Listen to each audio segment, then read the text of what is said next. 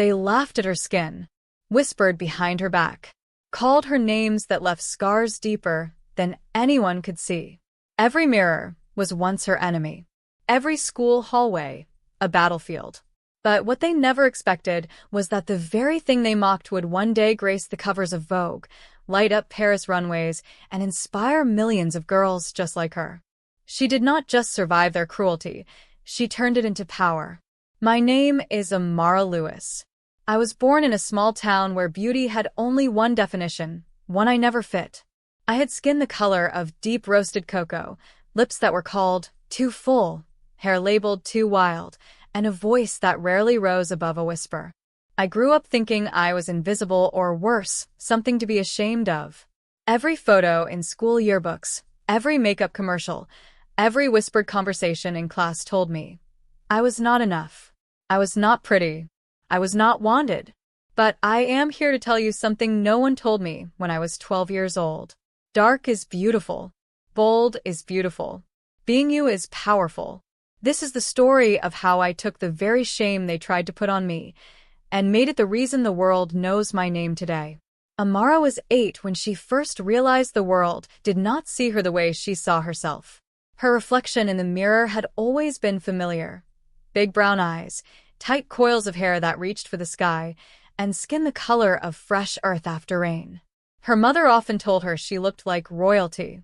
Like a Nubian queen, she would whisper, wrapping her arms around her daughter as they sat together on the porch, watching the sun set. But school told Amara something else entirely. It started with the names. Burnt toast, one boy called her as she walked past him in the lunch line. Another whispered mudface under his breath when she raised her hand in class. At first, she thought maybe she had misheard. Maybe they were talking about someone else. But the glances, the muffled laughter, and the cruel smirks made it all too clear. She was the target. She was different. And in their eyes, she was not beautiful. No one ever said it outright, not the teachers or the other girls in class. But the message came in subtle ways, when birthday invitations went to every girl except her, when group assignments somehow always forgot to include her, when the girl beside her in gym class made a face before stepping away. Amara would go home each day and scrub her skin until it was raw. She tried lightening creams once, something she found in the back of her aunt's cupboard. It stung her face, but she thought maybe if she could just be lighter, maybe if she could look like the girls on the posters in the grocery store, maybe then they would stop laughing. Her mother found the cream one night. Amara expected anger. Instead, her mother sat down beside her in silence. She took Amara's small hands in hers and said gently, "The world will try to make you forget how divine you are. But listen to me, baby. Your skin is your strength, not your shame." Amara wanted to believe her, but the world was louder. By the time she turned 13, she had learned how to shrink herself. She wore hoodies even in summer, avoided mirrors, and stopped raising her hand in class altogether. She never looked anyone in the eye. It was safer that way. Until the school talent show. Her best friend Zia, the only other girl in school who understood what it felt like to be unseen, begged her to join. "Sing, Amara. You have to. You're better than all of them." Amara hesitated. Her voice was something she had always hidden. It felt too close, too vulnerable. But Zia was persistent. And for once, Amara thought maybe. On the night of the show, she stepped onto the stage, heart pounding so hard she thought it might burst. The lights were blinding. The whispers from the audience pierced her like arrows. But then, as she closed her eyes, And she sang. the auditorium fell silent. It was as if time stopped. Her voice, full and rich and soulful, soared across the room like wind cutting through mountains. For 3 minutes, no one laughed. No one mocked. They just listened. When she opened her eyes, the crowd was standing. It was the first time she felt seen. But the applause faded, and reality returned. The next day, some students clapped when she walked into class, but most went back to their old ways. One girl even said, "You sing well for someone who looks like you." That sentence sat heavy in Amara's chest for months. For someone who looks like you. What did that even mean? That beauty had rules? That talent came with conditions? That someone like her was allowed to shine only if she dimmed other parts of herself? No. She would not live by their rules anymore. At 15, Amara started posting photos online, not of her pretending to fit in, but of her being fully herself. Barefaced selfies in natural light. Her afro big and bold. Her skin glistening in the sun. She captioned her first photo, "Unfiltered. Unapologetic. Unbreakable." The comments came slowly at first. A few likes. Then a message from a girl in Brazil. "I never saw someone who looked like me on my feed. You're stunning." That was the spark. Soon, more messages followed. From India, Nigeria, Jamaica, the Philippines. Girls with deep skin tones, wide noses, thick lips, girls who had been told they were too much or not enough, were now writing to Amara, thanking her for simply existing out loud. She started a blog, then a YouTube channel.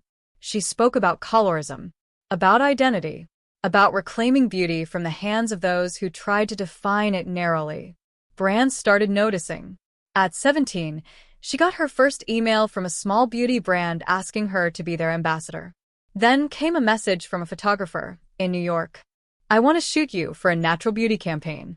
No makeup. Just you." The girl who once hid from mirrors now stood in front of a camera with her head held high. But not everyone cheered for her. Her high school classmates rolled their eyes. Some accused her of trying too hard. Others claimed she was lucky or just a trend. Still, Amara kept going. Because this was no trend. This was her truth. At her graduation, while others wore makeup and straightened their hair, Amara wore a crown made of woven gold and beads from her grandmother's village in Ghana. Her dress was made of Ankara fabric, bright and loud and unapologetically hers.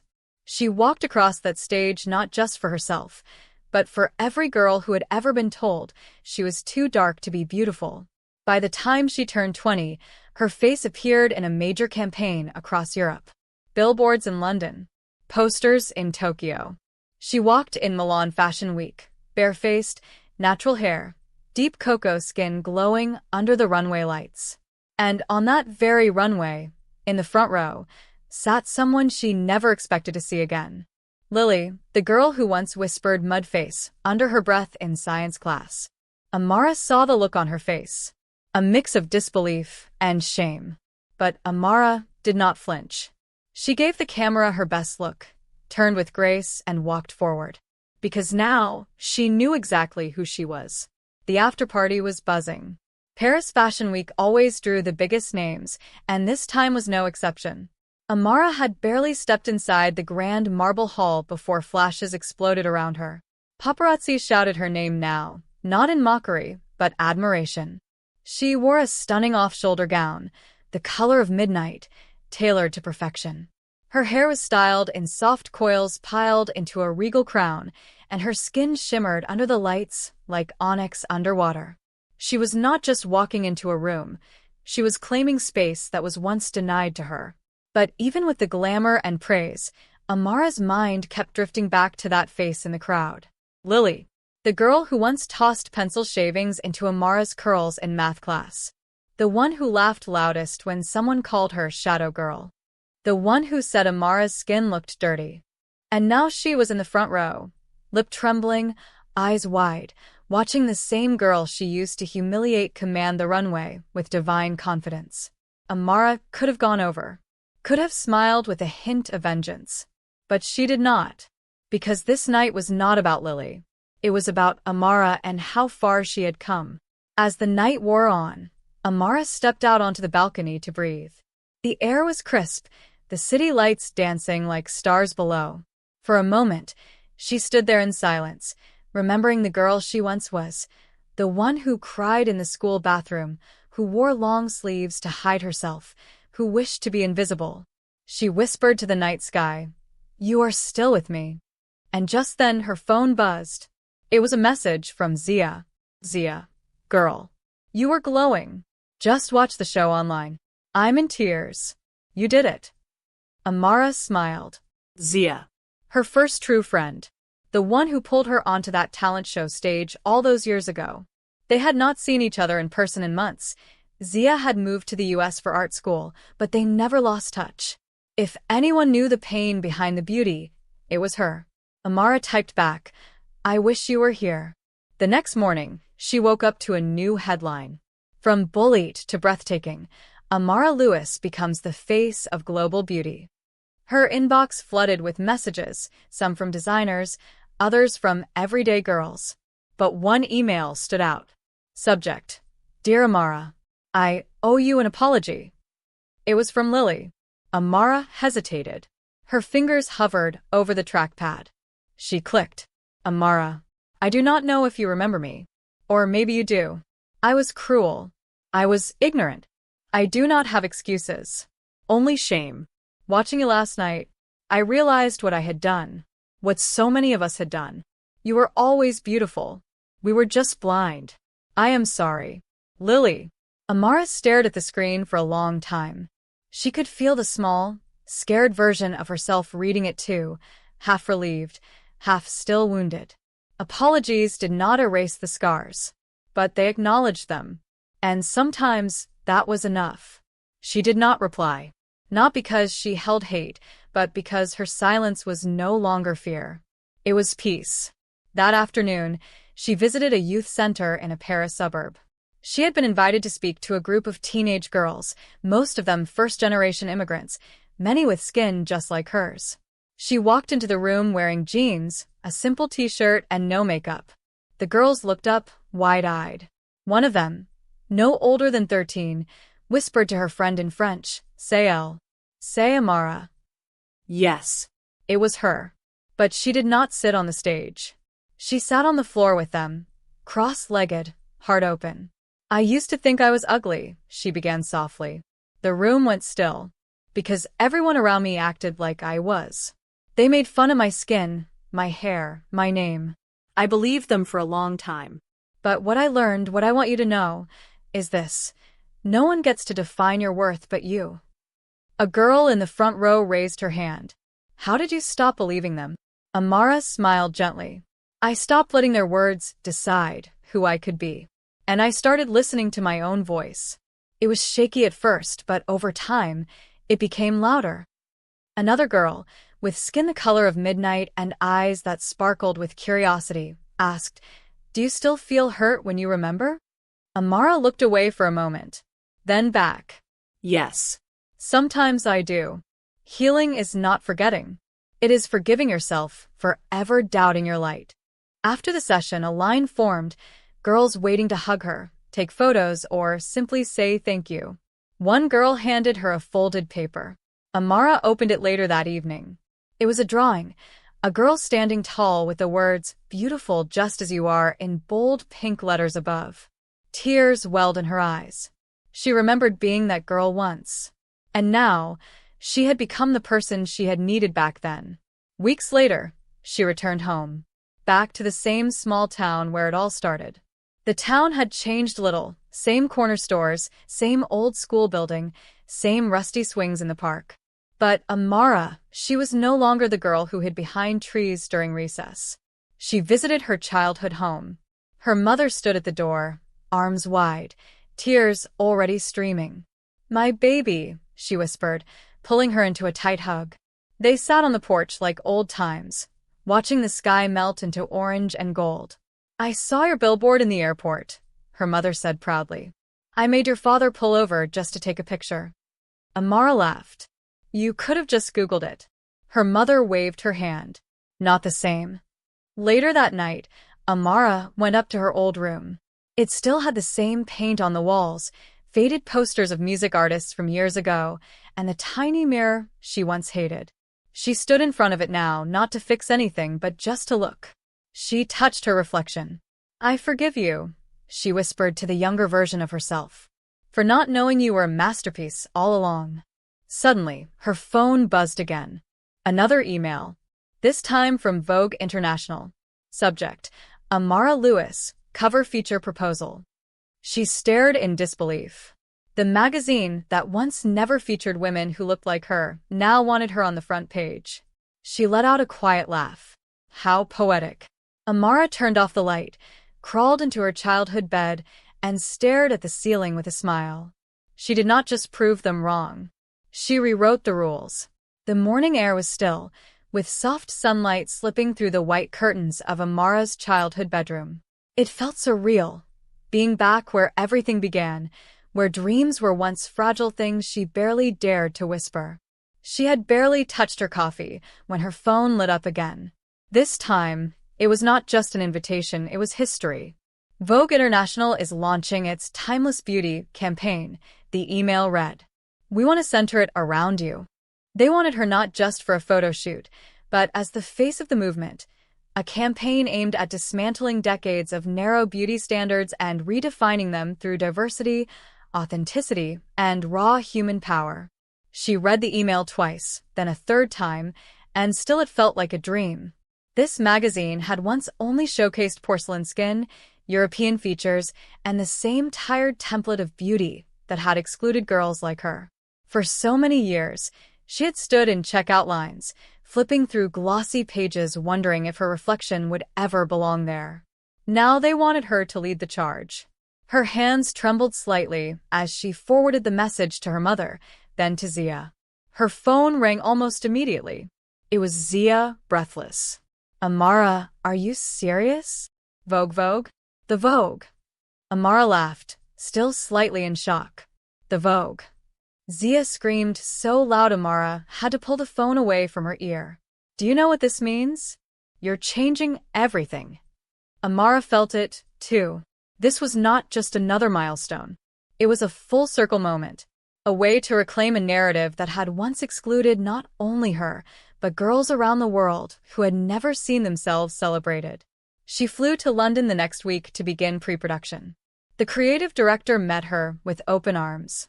We do not want to Photoshop your skin. We do not want to hide your features. We want raw. We want real. We want Amara. It was the kind of sentence that would have stunned 13-year-old Amara into disbelief. They set the shoot in Kenya, her grandmother's homeland, on the edges of the Great Rift Valley. The vision was clear, to show beauty in its most elemental form: earth, wind, skin, soul. The team included an all-black crew, photographers, stylists, makeup artists, producers. It was the first time Amara had ever felt fully understood on a set. No one tried to tame her curls. No one reached for lighter foundations. No one suggested dimming her presence. They let her be. And in that freedom she radiated. On the final day of the shoot, Amara stood barefoot on red soil, wrapped in a hand-woven indigo garment, her hair wild and majestic under the golden sun. The wind blew gently, carrying with it the scent of the savannah and something deeper, something ancestral. The photographer whispered, "Hold your head high." She did. And the shutter clicked. That image would soon circle the globe. Months later, Amara returned to Paris for the official launch event. The cover was unveiled in front of an audience of thousands. A screen lit up behind the stage, and there she was, standing tall against the African sky, dark skin glowing, eyes unafraid. The crowd erupted, but it was not just applause that filled the room. It was reverence. Amara stepped up to the microphone. For a moment, she simply looked out across the sea of faces, some famous, some strangers, but all watching her with awe. She spoke with calm, unwavering clarity. I was once told my skin was too dark for beauty. I was once made to feel small for being who I was. But now I know my skin is not a flaw. It is a flag. It tells a story, it carries a legacy, and it shines. Applause roared again. That night, her story was picked up by nearly every global outlet. CNN called her the voice of a new generation. Time magazine labeled her a modern icon. Schools began using her videos in classroom discussions about beauty, race, and self-worth. But not everything changed at once. The internet, as always, had its dark corners. Some comments under her Vogue cover were bitter, calling the campaign woke nonsense, or mocking her appearance. Amara had long learned not to scroll too deep, but sometimes the words slipped through her armor. One post read, "Just another trend. She'll be forgotten in a year." She stared at the comment for a long moment. Then she smiled. because now she knew how wrong they were. She was not a trend. She was a turning point. Still, with every new height she reached, she carried old ghosts quietly. One afternoon, during a break between interviews in New York, she decided to do something she had been putting off for years. She returned to her old high school. The halls felt smaller than she remembered. The same faded trophy cases. The same tiled floors. But something had shifted. This time, people recognized her. A security guard smiled wide and said, "You're the girl on the cover, right?" A young girl passed her in the hallway and whispered, "You're Amara?" She nodded, smiling. In the main office, she asked to visit her old music teacher, Mrs. Reynolds. The woman who once told her to sing louder, to own the stage. When Amara walked into the room, the teacher's eyes filled with tears. "My goodness, look at you." Amara hugged her tightly. "I wanted to say thank you," she said softly. "You saw me when I didn't see myself." Mrs. Reynolds held her hands. "You were never invisible, dear. You just needed time to bloom." Before she left, Amara stopped by the auditorium. She stood on the stage, empty now, and closed her eyes, remembering the moment that changed everything. The first time she felt heard.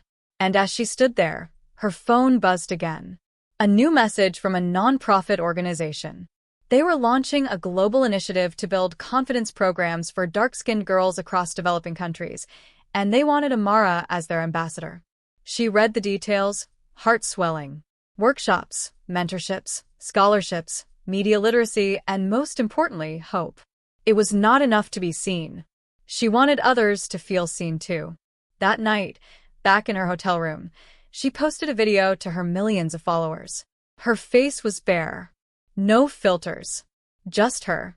"I am not here to be a symbol. I am here to be a mirror. For every girl who looks like me. For every girl who's ever been told she's not enough. You're not just enough. You are powerful. And your beauty is not up for debate." The comments poured in. But it was one from a teenage girl in South Africa that made her pause. It said simply, "Because of you, I stopped hiding my face." Amara stared at the screen for a long time, then whispered into the night, "That's why I'm here." The next few months moved like a blur: interviews, photo shoots, speaking tours. Every time Amara walked into a room now, eyes followed her, not with judgment, but with admiration. Her name had become more than a name. It was a statement. But with that spotlight came pressure.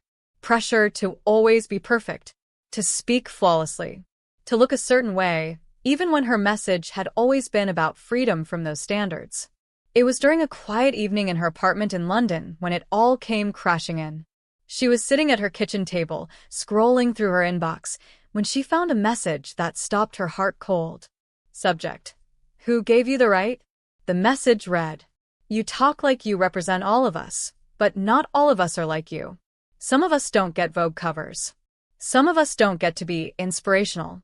Some of us are just trying to survive. Stop acting like you're our savior." It stung. Not because it was cruel, but because it came from a place she recognized. A place of pain. A place she had once lived in too. She shut her laptop and sat still. Was she becoming disconnected? Had she drifted too far from the girl who used to cry in the school bathroom? Too far from the girls still living in that pain? She needed grounding. She booked a flight the next day. Destination Ghana. Not for a campaign. Not for a shoot. But for silence. When she arrived, she stayed in a quiet village where her grandmother was born. No phones, no cameras, just the sound of crickets at night and birds in the morning. She helped the local women gather water, cooked over firewood, and washed her own clothes by hand. At first, they treated her like a guest. But soon, she became one of them. And in that simplicity, Amara found something she had been missing. One evening, a little girl named Alma brought her a handmade bracelet. "You look like the moon when it's strong," the girl said in Twi, the local language. Amara blinked away tears. "What do you mean?" The girl smiled. "It's dark, but it still shines." That sentence stayed with her. She returned to London with renewed clarity. She did not need to be a symbol for everyone, but she could be a light for those who wanted to see. Her first project back was personal. No glam team. No brand deals. Just Amara and a camera. She began filming a documentary, The Color of Courage. In it, she told stories of young Black and brown girls from across the globe. Some living in slums, some in foster care, some escaping abuse. She sat with them, listened, cried, and shared space. And in each girl's face, she saw a piece of herself. The project was raw, emotional, honest. And when it was released, it broke records. People were not just watching. They were feeling. Amara's inbox overflowed with letters. Teachers saying they were showing it in class. Parents saying their daughters finally smiled at their reflection. And women in their 60s saying, "I wish I had this growing up." It changed everything. But the most unexpected message came from someone she had not spoken to in years. Her father. Amara had grown up without him. He had left when she was a baby. Her mother rarely spoke of him, and Amara never asked. But now an email. Subject: "I'm sorry." She hesitated, then opened it. "Amara, I saw your film. I saw your face. And I saw everything I missed. I do not deserve your forgiveness. But I wanted to say, I'm proud of you. And I'm sorry I was not there to protect you from this world. Your father, Daniel Lewis." Her hands trembled. She had spent her whole life building walls where he should have been. And now, he was knocking on the outside of something she had already sealed shut. But that night, she wrote back, "I grew up with silence, not hatred. And in that silence, I found strength. I forgive you. But more than that, I wish you healing." She did not expect a reply. But sending that message felt like closing a chapter she did not know was still open. As the months passed, Amara's influence only grew. But with it came a new kind of pressure. Now, every word she said mattered. And during a live interview on an international news channel, a journalist asked her, "What do you say to critics who claim you're turning beauty into politics?" Amara paused. She looked directly into the camera. "My skin was politicized before I ever had a voice," she said calmly. "So if standing tall and it makes others uncomfortable, then yes, it is political. But it's also personal. It's also human." That clip went viral. It was shared across platforms with a caption. She said what needed to be said. Even her old school back home painted a mural in her honor. It showed a young Black girl with her head high, the words "Shine in your shade" written above. One day, Amara visited the mural in person. She stood in front of it, tracing the outlines with her fingers. A little girl walked past and asked her mom, "Is that the real Amara?" Amara turned, smiled, and knelt down. "It's all of us," she said, because it was never about fame, never about applause. It was about being seen so others could feel seen too. The days grew longer, and with every sunrise, Amara's life became less about fashion and more about legacy. She still walked red carpets, still smiled for magazine covers. But her true joy now came from quiet victories, the kind that happened away from cameras. Like the letter from a high school in Mississippi, where the principal wrote, "We hosted a shade day in honor of your work." Every student wore the color closest to their skin tone and wrote a letter to themselves starting with, "You are beautiful," because it changed the way our students see each other and themselves. Or the email from a girl in Pakistan who said, "I wore my natural skin in public for the first time. Because of you, I stopped hiding behind whitening creams." Each message was a small light in a world that had once been too dark for Amara to imagine belonging to. But even in the brightness, shadows sometimes returned. One morning, as she was preparing to speak at the United Nations Women's Assembly, she glanced at her reflection and froze. Not because of what she saw, but because, for the first time in years, she heard that voice again. The old voice. The one that whispered, "You're not enough." It came out of nowhere. No warning. Just out. What if she stumbled on stage? What if people were only watching because they were curious? What if she was still the same girl from school, pretending to be someone important? Her palms grew sweaty. She turned away from the mirror. And then she picked up her phone. There was only one person who always knew what to say. She FaceTimed Zia. Zia answered with a mouthful of cereal. Why do you look like you're about to faint? Amara managed a shaky laugh. Because I feel like I might. Stage fright. No. Shame fright. Zia's expression turned serious. Amara, she said, setting her spoon down. You're standing in rooms your bullies couldn't even spell. You're doing things girls like us were told we'd never do. That fear you're feeling? It's just the old you saying goodbye. Let her go. Amara exhaled slowly. You think I'll be okay? I know you will. That afternoon, Amara walked onto the UN stage in a flowing navy suit, her hair in a bold halo around her face, eyes steady. The crowd waited. She leaned into the microphone. I come from a place where mirrors once felt like enemies, she began. Where the sun on my skin was called a curse, not a blessing. Where my name was forgotten before it was ever learned. But I stand here today because I learned that visibility is not vanity. It is survival. People leaned forward. I was once told I was too dark to be loved, too bold to be palatable, too different to be accepted. And yet here I am, not despite my difference, but because of it. A wave of applause washed over the room.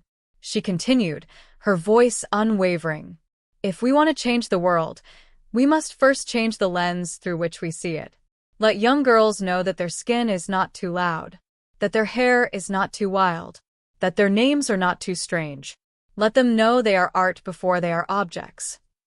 The speech was later shared by global leaders and activists alike. One caption read, "She doesn't just speak beauty, she speaks truth." After the event, Amara was invited to launch an education initiative in South Africa called Project Mirror, a mobile mentorship program for young girls dealing with colorism, bullying, and self-esteem issues. She traveled from town to town in a bright yellow bus covered with hand-painted murals of girls with every skin tone imaginable. In each town, she hosted workshops, storytelling circles, and fashion sessions where girls design their own style from scratch. No trends, no rules, just self-expression. One day, in a rural village near Cape Town, a 12-year-old girl named Lorado approached her after a session. She was shy, eyes low, fingers tangled together. Amara knelt beside her. Do you want to share something? The girl nodded. She whispered, I want to look like you. Amara shook her head gently. No, sweetheart. You don't want to look like me. You want to look like you. Because there's only one of you in the whole universe. Lorado looked up, tears clinging to her lashes. Amara took off the gold bangle on her wrist and slid it onto the girl's hand. And you, Lorado, are magic. That evening, Amara sat in the bus, journaling. She wrote, I used to think power was being famous. But now I know it's being unforgettable to even just one little girl. That is the kind of fame I want to chase. Back in New York, as the months passed, Amara was offered opportunities she once dreamed of, her own clothing line, beauty campaigns, a biopic. She accepted some, declined others. But the offer that made her stop everything came from an unexpected place. Harper's Academy, the same school she once attended, wanted to invite her back, not just as a guest, but to name their new creative arts wing after her, the Amara Lewis Center for Self-Expression. She stared at the email for a long time, then called her mother. Mama, they want to put my name on the building. There was a pause on the line. Then her mother, her voice full and trembling, said, Let them.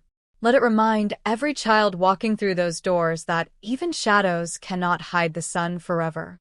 The day of the dedication ceremony arrived with clear skies and a breeze that felt like a blessing. Harper's Academy looked different now, fresh paint on the walls, new banners fluttering in the wind, and the main entrance adorned with bold letters that read, The Amara Lewis Center for Self-Expression. It did not feel real. The last time Amara had walked those hallways, she had been shrinking herself to avoid cruel stares. Now she returned surrounded by cameras, faculty, students, and families, all gathered to celebrate a girl who once believed she did not belong. Her mother walked beside her, holding her hand like she used to on her first days of school. They used to overlook you here, she whispered. Now they'll never forget you. Inside, the new wing was buzzing with energy. There were painting studios, music rooms, dance spaces, and even a small runway stage built for student showcases. Everything about it radiated freedom, the kind of freedom Amara had never felt growing up in those same walls. A huge mural greeted visitors at the entrance. It depicted a young girl standing in front of a mirror, not seeing her reflection, but seeing the silhouette of a queen with a glowing crown. The words beneath it read, "Find your crown, even if no one hands it to you." When Amara stepped up to the microphone at the front of the room, a hush fell. She looked out over the sea of faces, teachers, classmates from the past, students from the present, and even some people she never thought would come back, including her old classmate Lily, seated near the back, head slightly lowered. Amara took a deep breath. "I once sat in this very room," she began, feeling like my existence was something to hide. "I used to dream of escaping these walls, not because they were wrong, but because I was made to feel like I was." She paused. "But now I realize something. You don't need to run from places to change them. Sometimes you return and rebuild them." Applause thundered.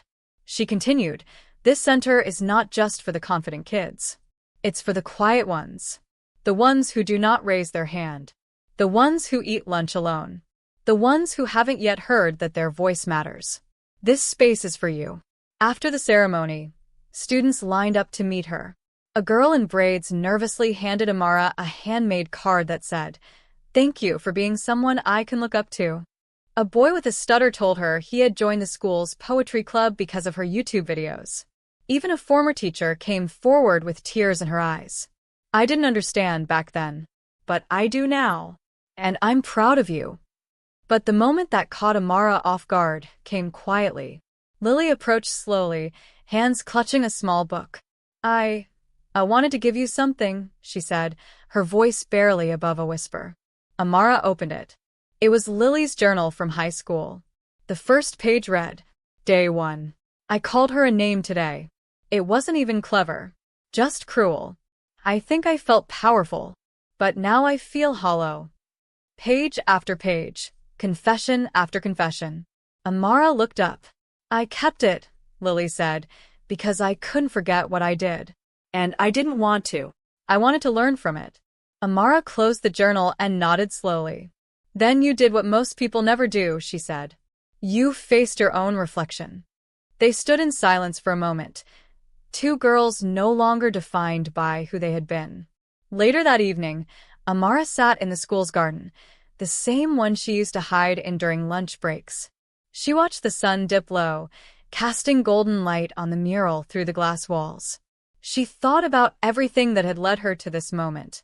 The teasing, the pain, the silence, the voice she found, the girls she had lifted. It had all been worth it. Her phone buzzed. It was a video call from Zia. Amara answered with a grin. "You looked like a goddess on that stage," Zia said instantly. "You made us all cry." Amara laughed. "You always cry." "Shut up. I'm proud, okay?" They talked for hours about dreams, the past, and what came next. And when the call ended, Amara stayed there a little longer, thinking. She realized something she had not fully understood until now. She was no longer chasing approval. She was living purpose. The next morning, Amara woke up to another wave of messages. But one stood out. It was from a global film director working on a documentary series titled Voices That Changed the World. They wanted to feature her story in an episode called The Color Line. She agreed immediately. Filming began 2 weeks later. But Amara insisted on one thing. "I want to go back to the places that shaped me. And I want to take the camera there." So they filmed in her old bedroom, the school halls, the porch where her mother used to braid her hair. They filmed her holding the first pair of shoes she ever wore to a school dance, the same ones she had once thrown away in frustration after being mocked. They filmed her hugging Zia, standing under the same tree where they used to dream about leaving town together.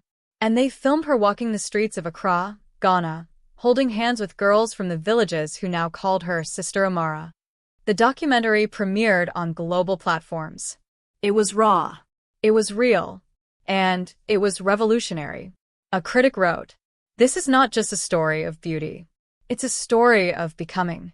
Another said, if you have ever doubted your worth, watch this.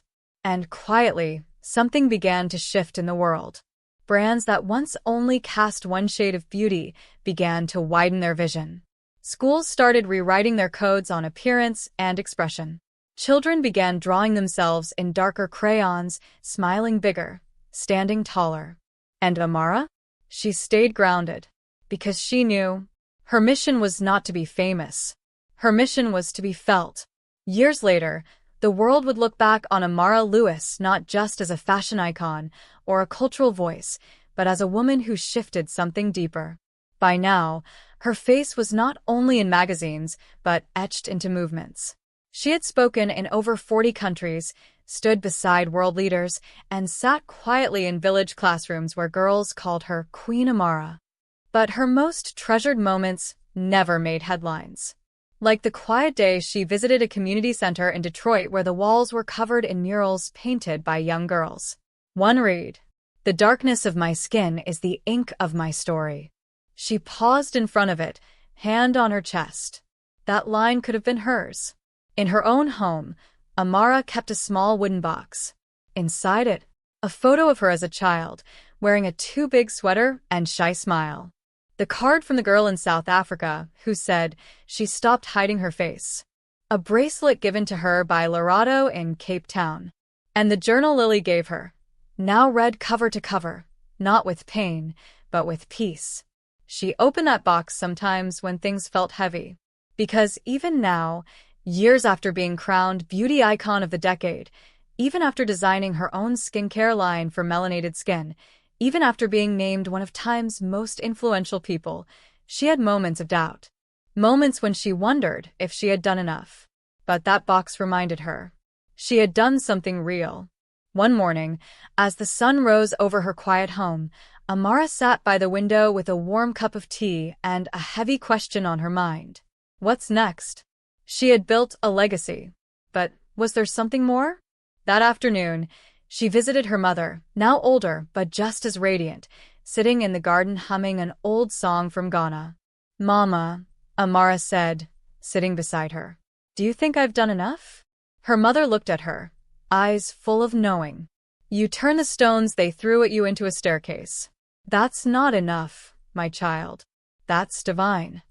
Amara rested her head on her mother's shoulder. She thought about the journey, the hate, the healing, the strength it took not just to rise, but to rise with grace. That night, she made a decision. She would open her own academy. Not just a modeling school, but a place where young girls from underrepresented communities around the world could come to learn, to lead, and to love themselves fiercely. It would teach confidence, public speaking, natural skincare, self-expression through fashion, and most importantly, how to tell your story without apology. She named it the Mirror Academy, because that's what she had learned to do. Look in the mirror and see beauty where once there was only pain. Applications poured in from every continent. The Academy offered full scholarships, funded by her brand and private donors who believed in the cause. In its first year, Mirror Academy welcomed 120 students.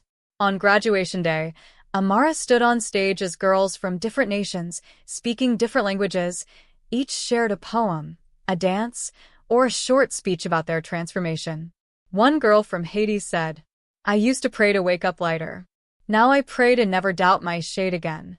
Another from India whispered, "You helped me love my nose. I didn't know that was possible." Amara's eyes shimmered with tears. She walked up to the stage, took a deep breath, and said, "I am not the hero of your story. You are. But if my story helped you find your own, then everything I went through was worth it." Thunderous applause. She stepped down. One of the students ran up and hugged her. "You gave us mirrors," she said. That night, Amara sat alone in the Academy's garden, beneath a sky blanketed in stars. The air was warm, the world quiet. She thought of that little girl who once tried to scrub her skin with lemon because someone told her it was too dark. She thought of all the tears, the names, the silence. And then she thought of now. The world had not completely changed. Colorism still existed. Prejudice still whispered its lies. But there were more voices now pushing back. Louder voices. Braver ones.